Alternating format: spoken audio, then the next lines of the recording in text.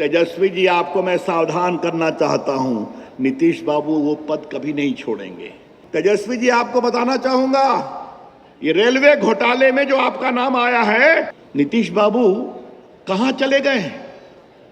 बैठे हैं सुशील मोदी। चारा घोटाले में वो पिटिशनर थे, मैं उनका वकील था पटना में PIL CBI जांच के लिए।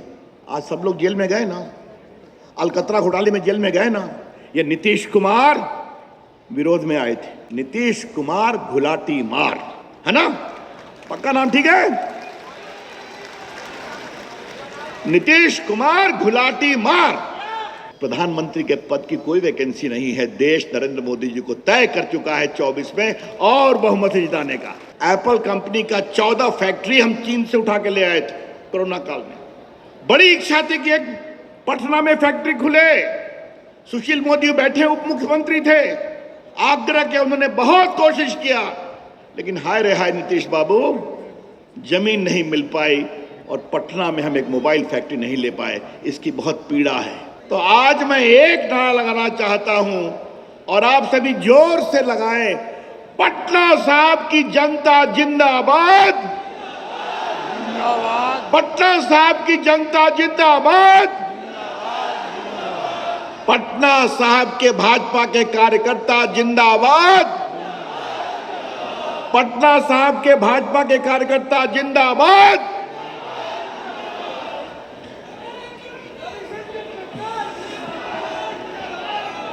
मेरे प्यारे मित्रों, बहनों, 9 साल बेमिसाल उसके आयोजन में हम आए हैं। ये 9 साल बेमिसाल क्यों है? ये नरेंद्र मोदी जी ने भारत को बनाकर दिखाया है। वो भारत जो सक्षम भारत है, वो भारत जो साहसिक भारत है, वो भारत जो आत्मविश्वास से भरा भारत है, वो भारत जो गरीबों की चिंता करता है, वो भारत जो आतंकियों को घर में घुसकर मारता है, और वो भारत जिसका परचम पूरी दुनिया में लहरा रहा है। ये हमने करके दिखाया है। प्रभु राम का मंदिर बन गया, 3 तलाक खत्म हो गया, 370 खत्म हो गया। सुशील जी ने कॉमन सिविल कोड का बता ही दिया, मैं उस पर नहीं जाऊंगा। लेकिन मेरा परम सौभाग्य रहा मेरे मित्रों, आपने मुझे सांसद बनाया और नरेंद्र मोदी की सरकार ने 7.5 साल तक मुझे देश के कानून मंत्री, IT मंत्री, संचार मंत्री का दायित्व उनके आशीर्वाद से करना पड़ा। नरेंद्र मोदी देश को कैसे बदलते हैं ये मैं आपको बताना चाहता हूं। आप समझिए, आपके जीवन में बदलाव आया है। याद करिए, 48 करोड़ बैंक अकाउंट खुले गरीबों के, पटना में भी खुले, बिहार में भी खुले। आधार से जोड़ा गया 135 करोड़, आपके पास भी आधार है। मोबाइल से जोड़ा गया, देश में 120 करोड़ मोबाइल है, 80 करोड़ स्मार्टफोन है।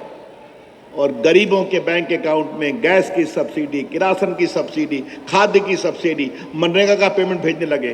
और मालूम है, 28 लाख करोड़ भेजा और 3 लाख करोड़ बचाया जो बिचौलिए खा जाया करते थे। आपको कोरोना का टीका लगाना मालूम है ना? मुफ्त लगा। उसकी जानकारी आपको कहां पर मिलती थी, याद है ना? आपके मोबाइल पर मिलती थी कि आपका पहला टीका, पहला डोज इस तारीख को यहां लगेगा। ये दोनों काम आपके सांसद संचार मंत्री के रूप में प्रधानमंत्री के निर्देश से कर रहे थे। ये मैं आपको बताना चाहता हूं। आज कोरोना आया, उसमें पढ़ाई हुई कि नहीं मोबाइल पर? वकीलों के केस की सुनवाई हुई कि नहीं डिजिटली? मीटिंग हुई कि नहीं वर्चुअली? तो हम लोगों ने सबों ने मोदी जी का बहुत अभिनंदन किया है। लेकिन आज मुझे आपसे एक आग्रह करना है, अगर डिजिटल इंडिया के प्रवर्तक नरेंद्र मोदी जी को आज पटना साहिब के लोग डिजिटल सलामी देंगे, मैं आपसे आग्रह करता हूं, निकालिए अपने मोबाइल, निकालिए अपने मोबाइल और मेरे साथ फ्लैश करिए। तो करिए फ्लैश, निकालिए सब लोग अपने मोबाइल, निकालिए जल्दी, निकालिए सब मोबाइल, निकालिए सब मोबाइल, शाबाश, और निकालिए, और निकालिए, देखिए और निकालिए। बिल्कुल नरेंद्र मोदी जी को डिजिटल सलामी दीजिए आप लोग, डिजिटल सलामी दीजिए आप लोग, और दीजिए ऊपर नीचे, और दीजिए, नरेंद्र मोदी जिंदाबाद, नरेंद्र मोदी जिंदाबाद, नरेंद्र मोदी जिंदाबाद। देखो तो ये देश कैसे बदल गया, आप देख रहे हैं, क्या डिजिटल सलामी आप दे रहे हैं। बहुत बहुत धन्यवाद, आपका बहुत अभिनंदन। बैठिए।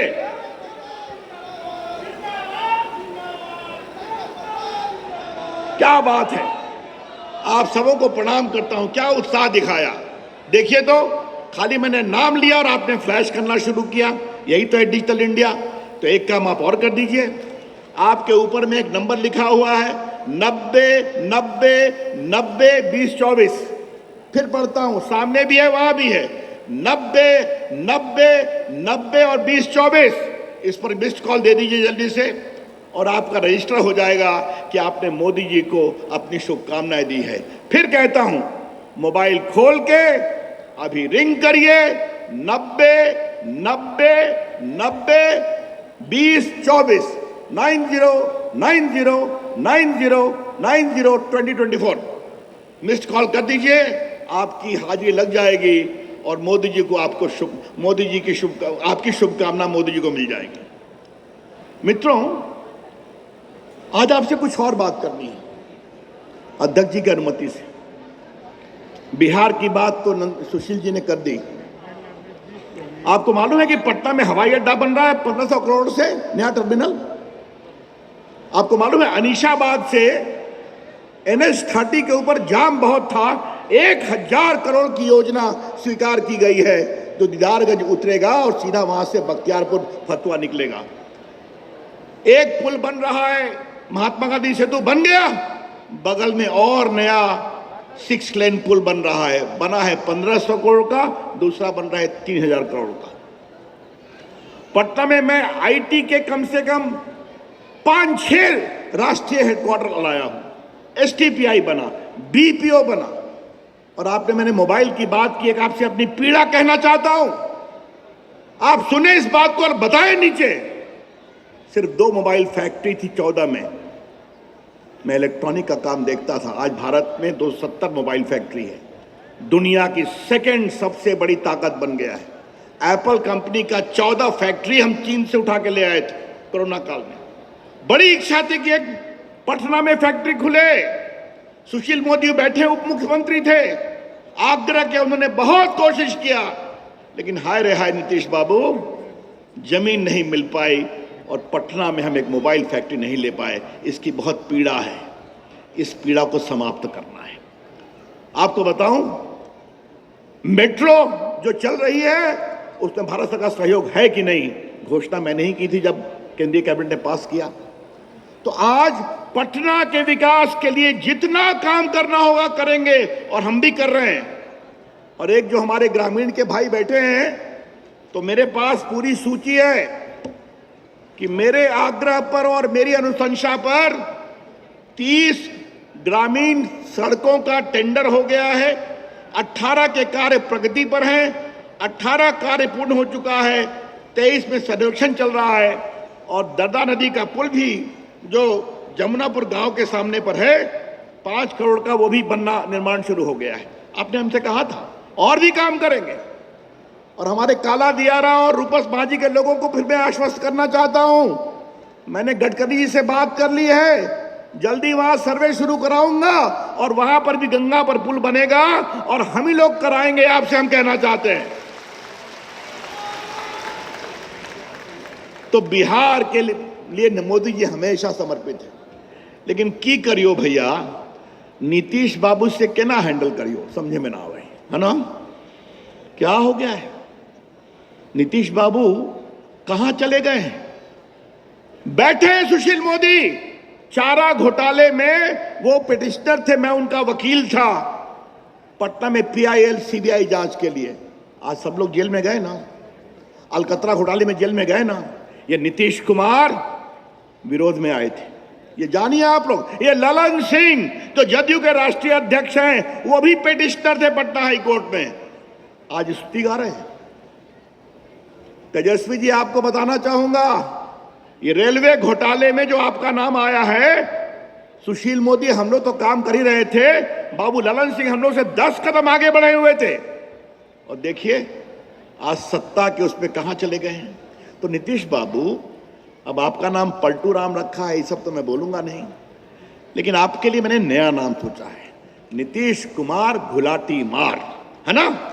पक्का नाम ठीक है? नीतीश कुमार घुलाटी मार। क्योंकि पलटू राम तो लालू जी ने दिया है, तो कब तक, अब तो दोनों मिल गए, लेकिन नीतीश कुमार घुलाटी मारते हैं। और नीतीश कुमार जी, आपके दिल में प्रधानमंत्री बनने की बहुत तबीयत है ना? मुझे मालूम है आपको लगता है कि मेरे नाम पर मामला बन जाएगा, लेकिन नीतीश बाबू, प्रधानमंत्री के पद की कोई वैकेंसी नहीं है। देश नरेंद्र मोदी जी को तय कर चुका है 24 में और बहुमत से जिताने का। लेकिन नीतीश बाबू, एक चीज खाली बता दीजिए, आप कब मुख्यमंत्री का पद छोड़िएगा? और तेजस्वी बाबू, मैं आपसे कहूंगा, तेजस्वी बाबू, आपको मुख्यमंत्री का पद कब मिलेगा? तेजस्वी जी, आपको मैं सावधान करना चाहता हूं, नीतीश बाबू वो पद कभी नहीं छोड़ेंगे, क्योंकि उनको मालूम है कि प्रधानमंत्री तो बनना नहीं, वो तो मोदी जी को ही बनना है। तो इसलिए हम यहीं चलें, तो आप निश्चिंत रहिए, ये घालमेल चलेगा, लूट मार चलेगा, लाखों करोड़ का भ्रष्टाचार होगा, गोलियां चलेंगी, जनता पिसती रहेगी। तो इसका रास्ता क्या है? रास्ता सिर्फ एक है। नीतीश बाबू जानते हैं, जिस दिन हमने अपनी गद्दी छोड़ी, उस दिन हमारी पार्टी उड़ी, ठीक है ना? जिस दिन हमने गद्दी छोड़ी और तेजस्वी जी को मुख्यमंत्री बनाया, उस दिन जदयू की पार्टी उड़ी। मामला यहीं फंसा हुआ है और यहीं फंसेगा। क्या बिहार को यही चलाना है? क्या बिहार को यही करना है? तो 24 तो पक्का है मेरे साथियों, 25 में भाजपा का मुख्यमंत्री बिहार में बनाना है।